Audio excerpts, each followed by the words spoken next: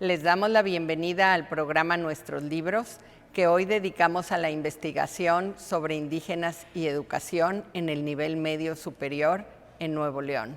Nos acompañan sus autores, Juan Antonio Doncel de la Colina y José Juan Olvera Gudiño. El programa se realiza gracias al apoyo del Sistema de Radio y TV Nuevo León. Comenzamos.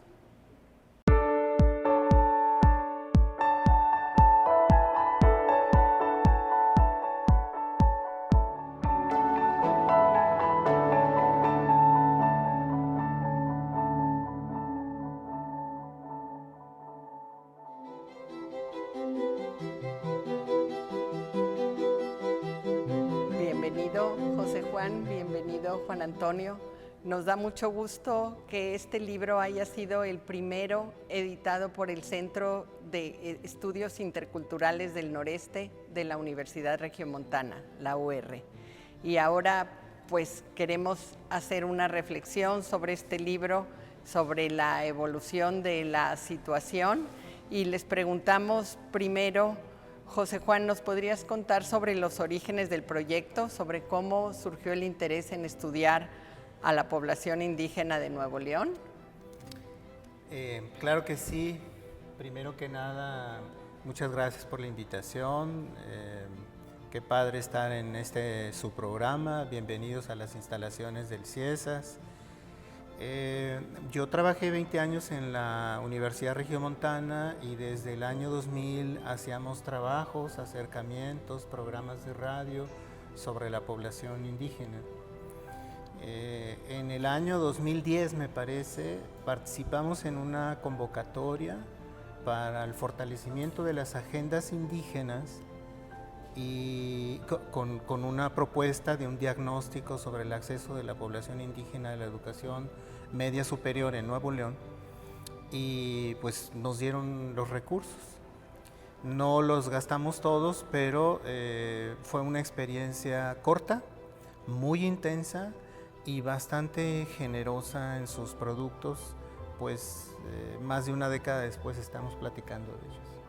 Pues sí, sí, muy interesante. ¿Y cuál fue el objetivo? Bueno, lo que necesitábamos saber era evaluar un poco las políticas públicas de acceso, qué tan eficientes eran y qué problemas podría haber para que la población indígena accesara al nivel medio superior. Y eso incluía tanto las escuelas privadas como las escuelas públicas en el estado. Ese era el objetivo. ¿Qué podrías agregar, Juan Antonio?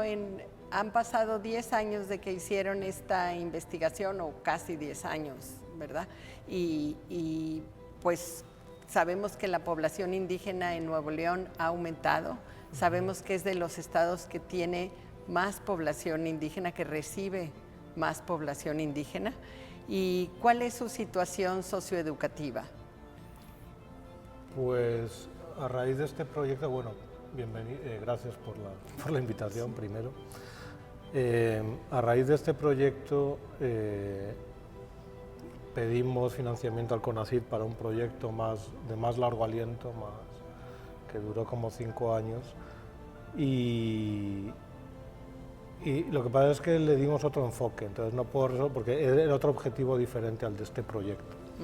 Entonces yo creo que la inserción no lo puedo decir empíricamente porque el objetivo del proyecto nuevo no iba por ahí exactamente, pero la sensación es que en estos años ha habido, por una parte, una mayor concienciación en el Estado de una mayor visibilización de este sector poblacional creciente, una mayor preocupación institucional, mediática, de las instituciones en general. Las asociaciones que se dedican al apoyo se han ido fortaleciendo con los años y esto ha tenido, no tengo los datos cuantitativos porque, como digo, era un proyecto más bien cualitativo.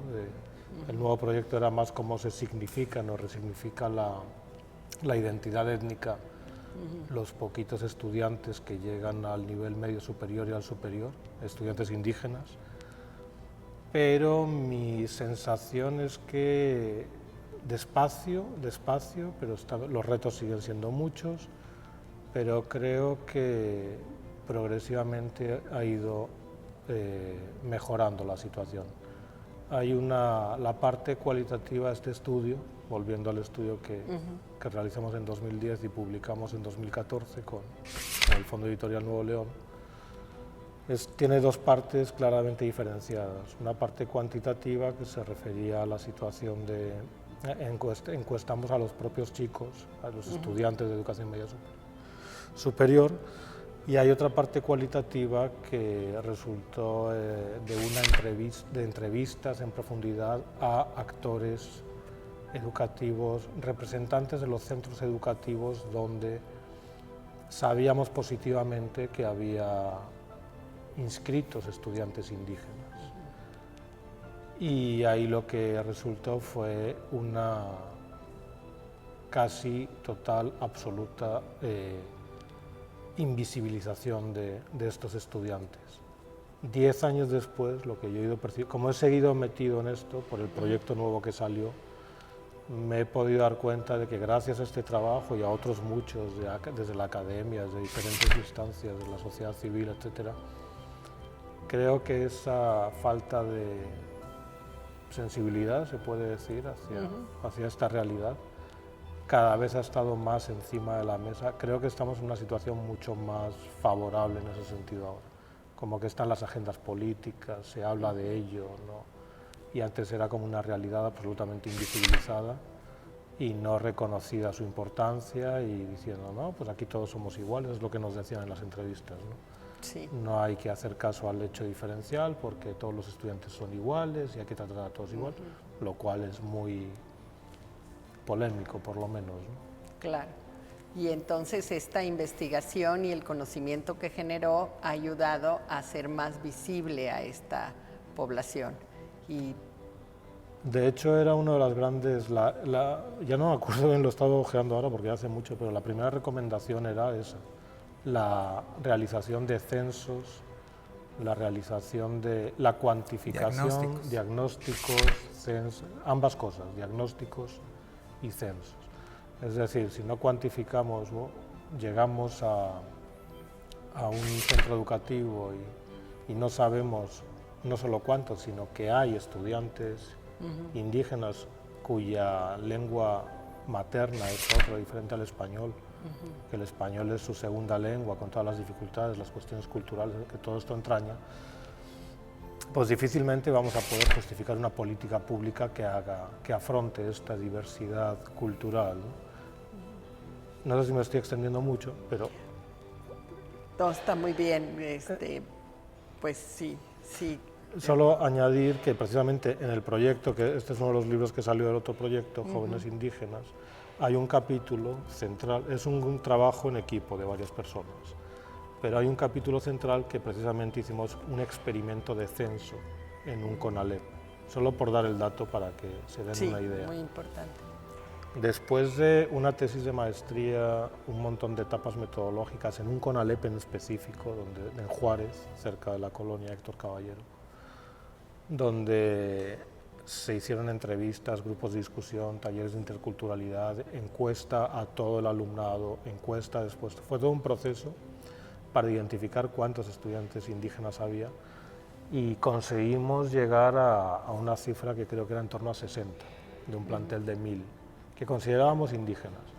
Bueno, por ese entonces el ya extinto Instituto Nacional de la Evaluación Educativa tenía un censo de estudiantes de educación media superior en todo el estado, que era de 58.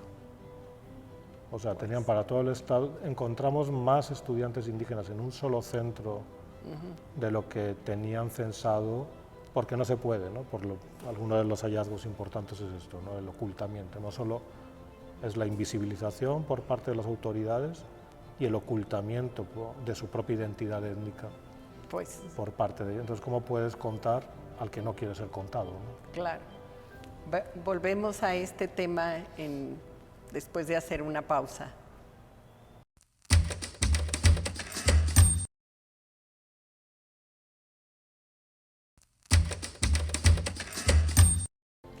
Regresamos a nuestra plática sobre el libro Indígenas y Educación y estábamos hablando de la invisibilización y del ocultamiento. Para poder reflexionar más sobre este tema, quisiera preguntarle ahora a José Juan qué criterio usaron en la investigación para determinar si alguien se consideraba o no indígena. Bueno, en aquel tiempo tampoco era muy sencillo tener un criterio. Sabíamos que había un criterio oficial, era hablas lengua indígena, mayor de 3 años, pues estás contado en el censo como indígena. Pero nosotros entendíamos que todos los procesos migratorios de las sociedades de origen a esta sociedad de destino podían hacer algunos cambios importantes en la población migrante, pero no eliminar su condición de indígena. Entonces dijimos, bueno, alguien que haya, obviamente consultando literatura al respecto, pensamos o incluimos como indígena las personas que hayan vivido en una comunidad indígena en su primer proceso de socialización primaria, ¿no? Aunque ahora no la hable, ¿no? Aunque no hable una lengua indígena, pero que haya vivido en una comunidad indígena, o que haya vivido o que viva con una familia indígena que hable en lengua indígena, aunque la persona no la hable, ¿no? O que haya vivido con familiares, tíos, abuelos que también hablen lengua indígena, pero que quizá él no la hable o ella no la hable. Y esto tenía que ver con el hecho de que, pues, de entender la cultura como, pues, un conjunto de valores, creencias, tradiciones, prácticas que van más allá del uso de la lengua. Por lo tanto, si lo restringíamos a la lengua, íbamos a, pues, quedarnos con ese pequeño grupo en aquel entonces de 40,000 o 40 y tantos mil, no recuerdo, registrados, ¿no?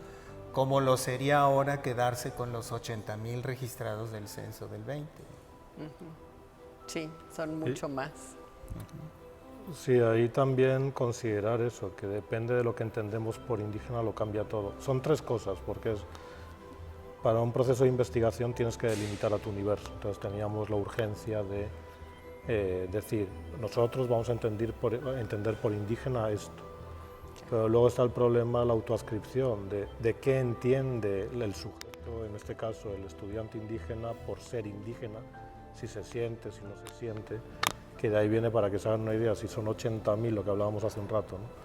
Son 80,000 en el INEGI, preguntando por hablante de lengua indígena en Nuevo León, pasan a 300,000 o 360,000, creo, si les preguntas si te consideras indígena, que indígena es un término bien ambiguo, ¿no? Y se complejiza más. Estaba revisando ahora si le preguntamos, el problema, pasando la parte de las autoridades educativas que entrevistábamos para saber qué hacen con su población indígena, básicamente, ¿tienes estudiantes indígenas? La respuesta era no. Cuando les decías si tienes, no importa.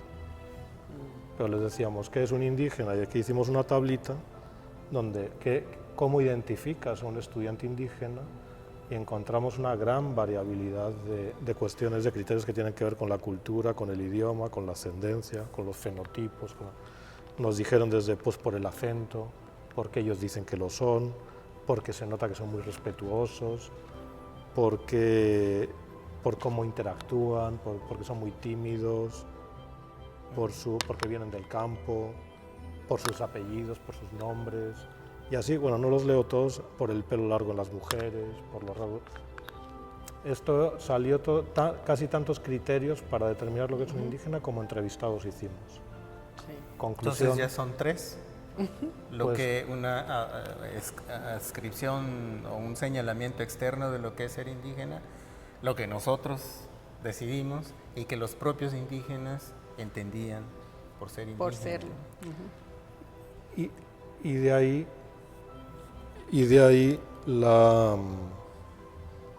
el proyecto siguiente, que fue centrado en la identidad. Digamos que una de las conclusiones importantes de aquí es que el problema de la identidad étnica está en el centro del problema de la educación. Claro. Y por eso planteamos un proyecto más extenso, etcétera, sobre el proceso de construcción de identidad étnica y añadimos de los estudiantes indígenas en nivel media superior y añadimos los universitarios, que son pues muchos menos también, ¿no? Claro, claro.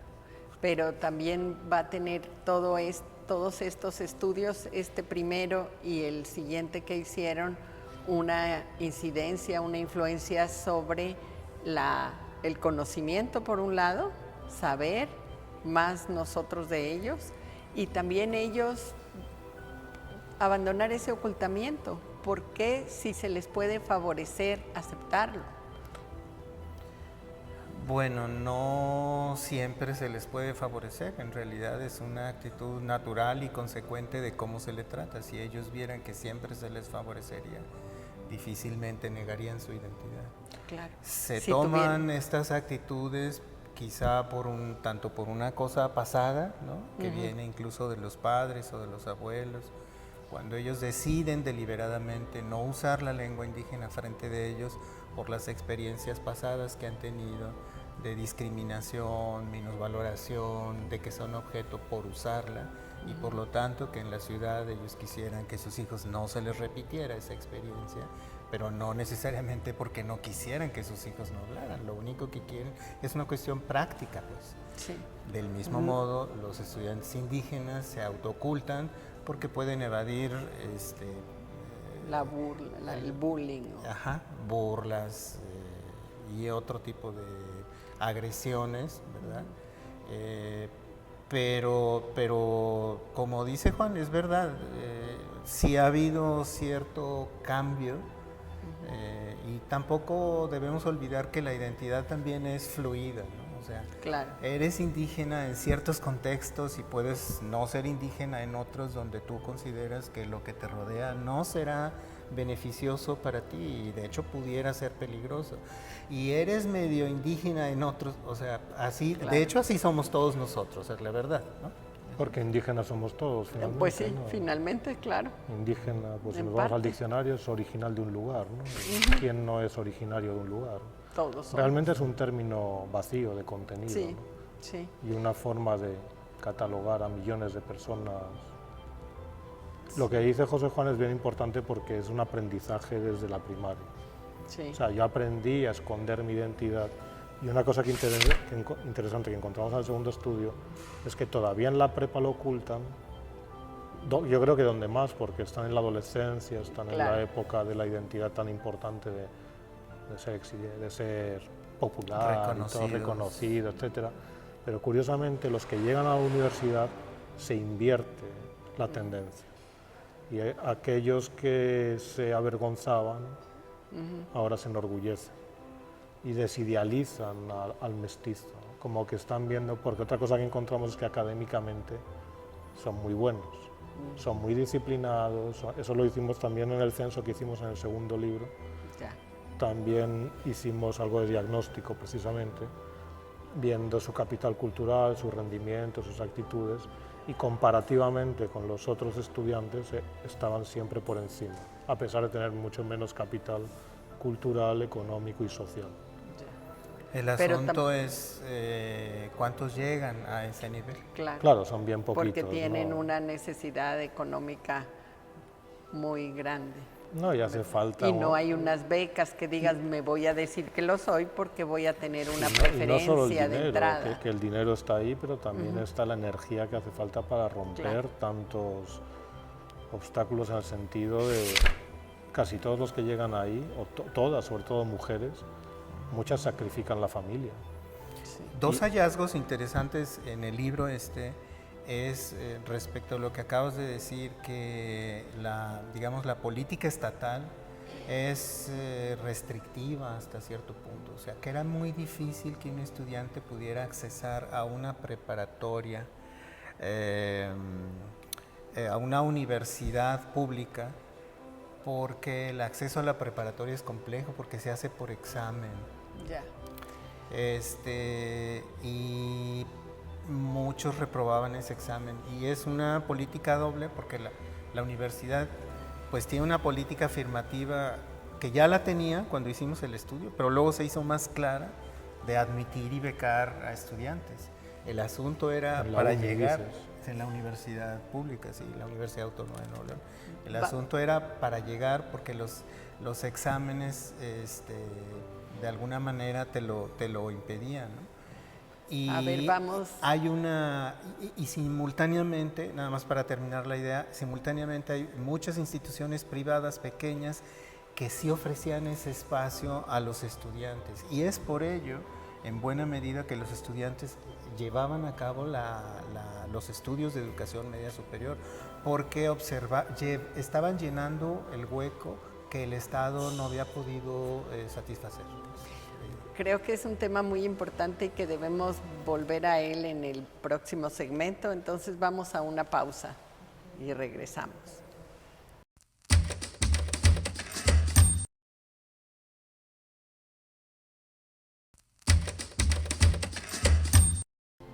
Para concluir este programa vamos a hacer un cierre sobre estos temas de los que nos han estado hablando, sobre estas dificultades para entrar al sistema educativo de la educación media o media superior o superior.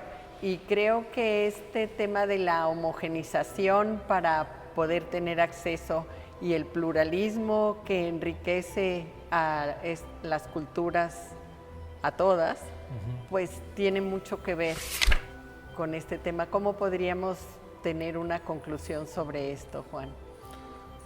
Pues este también fue uno de los hallazgos importantes en la parte en las entrevistas que hicimos a las autoridades educativas de los centros.